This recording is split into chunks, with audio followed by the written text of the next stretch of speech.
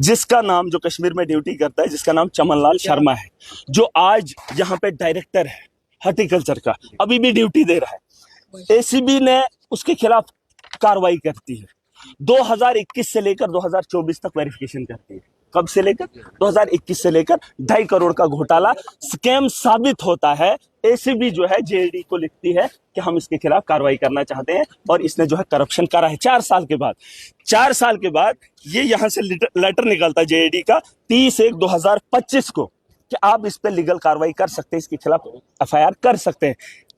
इसका नाम है चमनलाल, जिसने 2.5 करोड़ का हेरा फेरी कश्मीर के अंदर किया है जब वो चीफ हॉर्टिकल्चर ऑफिसर था। अब मुझे बताओ, उस आदमी को 2 महीने रिटायर होने को, कितने? 2 महीने।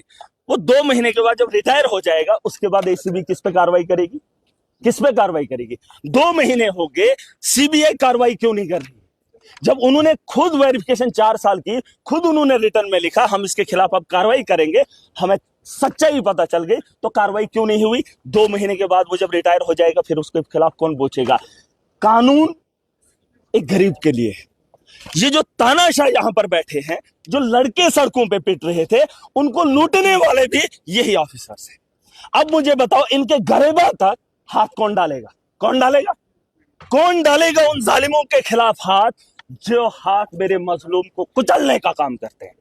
है कोई ऐसा हाथ? क्या इस हाउस के अंदर वो ताकत है? वो सवाल हमने पूछा। इस हाउस के अंदर अगर वो ताकत नहीं है, तो इस हाउस के अंदर महराज की कोई जरूरत नहीं है।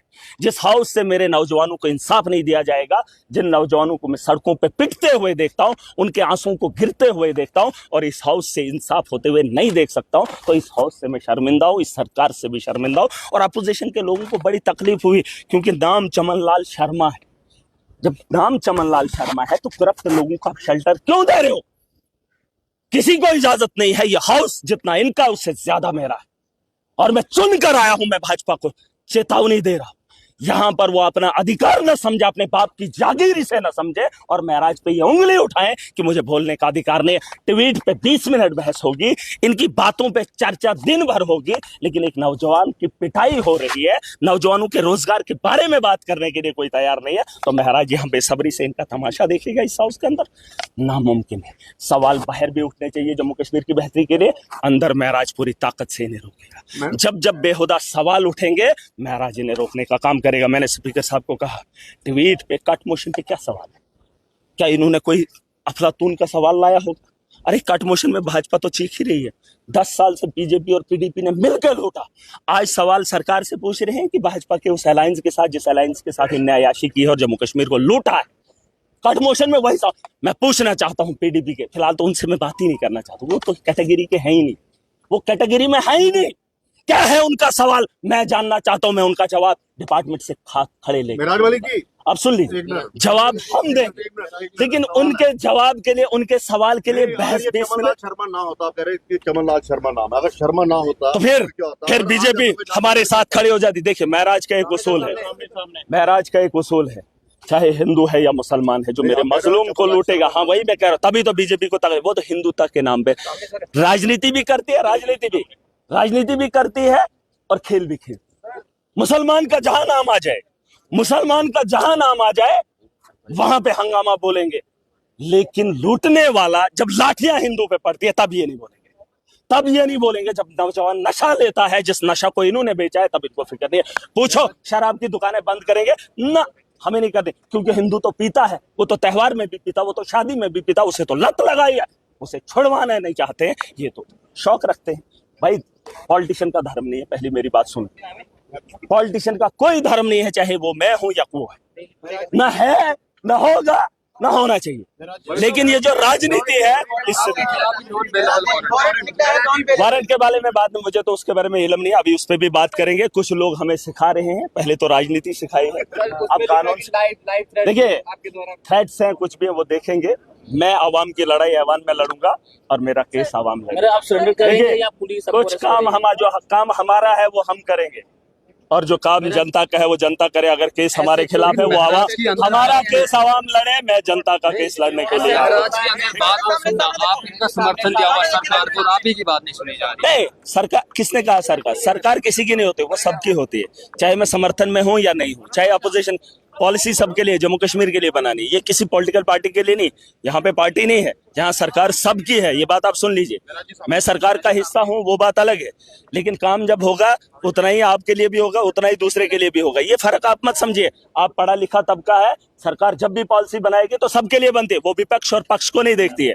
इस बारे में मत रहिए, मैं सरकार का हिस्सा जरूर हूँ, लेकिन सरकार पे SHO कहा कि आपको तुरंत अरेस्ट करे। देखिए कर लें, देखिए कानून का मामला है, अगर ऑनरेबल कोर्ट ने ये लिखा है तो जरूर उस पर बात होगी। लेकिन मैंने आपको ये कहा, मैं आवाम की लड़ाई आवाम में लड़ूंगा, और सुन लीजिए मेरी लड़ाई आवाम खुद लड़ेगी।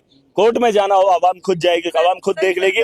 और सुन लीजिए, जो तानाशाह होते हैं ना, वो कानून उनका पेशा रहा है, कानून के साथ। अब पहले तो पैसा होता नहीं था अपने पास, जम्मू की तारीख कब भुगते, डोडा की तारीख कब भुगते, पैसा भी है। फिलहाल लोग हैं, लोग देख लेंगे, ऐसा नहीं है, ऐसा कोई क्राइम नहीं किया है। किसकी? मेरी आवाज को नहीं, 15 साल दबाए हैं, आप क्या दबाएंगे? आप तो आवाज गूंजेगा, पूरा देश जानेगा, इनके हकीकत को सामने लाएंगे। जो नौजवान लाठी खा रहे हैं, जो नौजवान बेरोजगार है, उसे जागना होगा। आज ये इन्होंने क्या कहा, एक आदमी उठा बीजेपी का, शायद आप इनके जो यहाँ पर तकरीरें हैं ना, यहाँ पे जो कर रहे हैं पिछले कुछ दिनों से, आप इनको गौर से सुनना। आज कह रहे हैं कि NHM की तनख्वाह जो है फलानी स्टेट की तरह होनी चाहिए। भाई 10 साल तुमने क्यों नहीं दिया?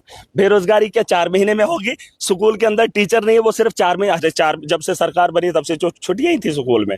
तुम अभी क्यों बता रहे हो वहां पे स्टाफ नहीं? खुद बता रहे हैं गलतियां, खुद गिना रहे हैं। बताओ तुमने 10 साल क्यों नहीं ठीक किया? आप क्यों हाइपर रहते हैं? इसके पीछे क्या रहा? जब तुम्हारे सामने बच्चा रोएगा तो आप हंसोगे।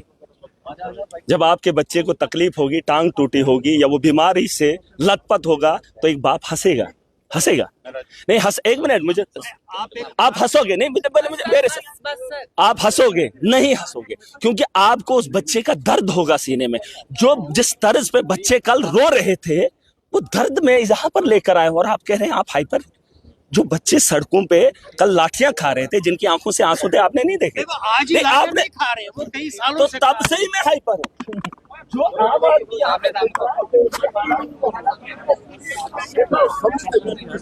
आम आदमी का आईना हो, सुन लो, मैं आम आदमी का आईना हो, जिस तरह से आम आदमी का आईना होगा, जिस तरीके से उसकी शक्ल होगी, उससे खूंखार मैं।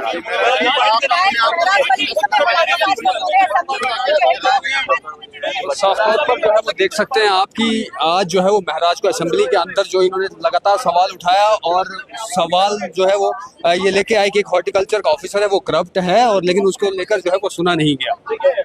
मैं वही कह रहा हूँ, जो सड़कों पे मुद्दे थे अब ऐवान में उठेंगे। माना कि बीजेपी डिफेंड कर रही है भाजपा को, क्रिमिनल्स को सपोर्ट कर रही है, एसीबी कार्रवाई नहीं कर रही है। मैंने एक फैक्ट बताया है जिसकी कार्रवाई एसीबी ने की है, शायद आपके पास आया है, आप पढ़ लीजिए। चमन लाल इसका नाम है, 2 महीने के बाद रिटायर होगा। इसने 2.5 करोड़ की करप्शन की है, लेकिन अभी तक कार्रवाई नहीं हुई है। मैं वही कह रहा हूँ कि जिन बच्चों के साथ खिलवाड़ सरकार में बैठे उन अधिकारियों ने किया, उन मुलाजमों ने किया, उनके घरे पे हाथ कौन डालेगा? मैं सरकार से पूछता हूँ कि ये सरकार उतनी अहल है जो फायर एंड इमरजेंसी के बच्चों के साथ खिलवाड़ हुआ है, जहां एक ही घर के 8-10 बच्चों को जो है नौकरी मिली है, और जो बच्चे पिट रहे हैं, क्या उन जिन लोगों ने वो खिलवाड़ किया है, जिन लोगों ने उनके साथ नाइंसाफी किया है, क्या उन लोगों को सरकार गरीबान से पकड़कर उन बच्चों के साथ इंसाफ देगी? अगर इस ऐवान के अंदर वो गरीबान नहीं पकड़ा जाता है, अगर उसमें LG का हाथ है, अगर LG को पकड़ने की ताकत यहाँ की सरकार नहीं रखती है, क्योंकि लुटेरे LG के साथी और देश के कुछ लोग हैं जिन लोगों तक हमारा हाथ नहीं पहुंच सकता। लेकिन मैं सरकार से गुहार करना चाहता हूं, अगर आपका हाथ इतना नहीं है कि किसी उन चोरों के घरेबां तक जाए, कम से कम आप उन नौजवानों के साथ इंसाफ आपने कहा कि कट मोशन पे जो है वो काफी कट मोशन पे मैं बहस नहीं करूंगा। कट मोशन क्या है? 10 साल के अंदर जो धांधलियां इन्होंने की, उसी के खिलाफ सवाल है। तो जब धांधली खुद की है तो सवाल करने की एक्शन होगा लगता है। नॉन पेएबल वारंट निकला है, किस तरीके से? मुझे नहीं पता, अभी मैं पता करूंगा। देख सकते हैं साफ तौर पर महराज मलिक का क्या कहना है। महराज मलिक ने कहा कि जो मेरे खिलाफ जो है वारंट आया है, उस वारंट पे मैं बात नहीं करूंगा, मुझे उसके बारे में कुछ भी नहीं मालूम। आपको बता दें कि 3 साल पहले इलेक्शन कैंपेन के समय में जब महराज जो है वो इलेक्शन कैंपेन पर गए हुए थे, वो जब बातचीत कर रहे थे, तो वहां पर उन्होंने कुछ तर्क जो है वो किए थे, जिसके बाद जो है इन पर डेफेमेशन का केस लगता है, और ये लंबे केस जो चल रहे हैं। और ये पहला केस महराज मलिक पे नहीं है, महराज मलिक पे 8 से 10 केसेस जो है वो लगे हुए हैं, जिसमें से 4 कोर्ट में है और बाकियों की कंप्लेंट जो है वो की हुई है। और लेकिन आज सदन के अंदर जब महराज मलिक एक फटका लेके आए, जिसमें उन्होंने कहा कि एक हॉर्टिकल्चर का बड़ा ऑफिसर जिसने जो है वो घोटाला किया है उसको जो है 2 महीने रह चुके हैं कि वो जो है अब रिटायर्ड होने वाला है, लेकिन उसको लेकर जो है वो बहस नहीं हुई। और वहाँ पर बहस जो है वो ट्वीट को लेकर हुई थी, उसमें बहुत चिल्लाए, बहुत चीखे, हंगामा जो है वो अंदर हुआ और उसके बाद अब महराज मलिक जो है वो बाहर निकले हैं। अब आप तमाम लोग जो है वो इसके बारे में क्या सोचते हैं? आपको क्या लगता है कि जो जिस तरीके से महराज मलिक सदन के अंदर जो है आवाज़ उठाते हैं या बाहर जो है वो स्पीच करते हैं, उन्हें जो है आप कैसे देखते हैं? और इन तमाम चीज़ों को लेकर आज जो सदन के अंदर चीज़ें हुई, हमारे साथ में पवन जी भी हैं, पवन जी से भी जो है वो पूछते हैं कि वो जो है इनको कैसे देखते हैं। सर, अंदर जो है वो हंगामा होता है, ये हाथ में एक पेपर लेके आते हैं जिसमें कहते हैं कि कश्मीर में रहे एक हॉर्टिकल्चर ऑफिसर, उसने इतना घोटाला जो है किया और 2 महीने उसकी रिटायरमेंट को है, लेकिन उस पर कोई एक्शन नहीं हो रहा है। और एसीबी ने रिपोर्ट सौंपी है जिसमें कहा है कि हाँ घोटाला हुआ है। कैसे देखते हैं आप? देखिए, ये करप्शन का मामला है, विधायक ने अंदर उठाया है, अच्छी बात है, लेकिन सुना ही नहीं किसी ने। एसीबी को देखना है। देखिए, ये होम डिपार्टमेंट के अंदर आता है, एसीबी जितने भी आप कहें हाउस के अंदर आप बोल सकते हो, लेकिन वो सुनेंगे नहीं, क्योंकि पहले ही साफ किया गया था कि होम रिलेटेड कोई भी इशू असेंबली में नहीं उठेगा। विधायक उठाया लेकिन किसी ने सुना नहीं। वो पहले इनको पढ़ना चाहिए कि क्या था पूरा, लेकिन आपने वारंट के ऊपर कुछ नहीं बोला। वो भी तो नॉन अवेलेबल है, वो तो अरेस्ट होना है, कोर्ट में पेश होना है। उसको लेकर इन्होंने ये कहा कि मेरी लड़ाई जनता लड़ेगी। जनता कैसे लड़ेगी? आपको कोर्ट में खुद जाना, जनता थोड़ी जाएगी।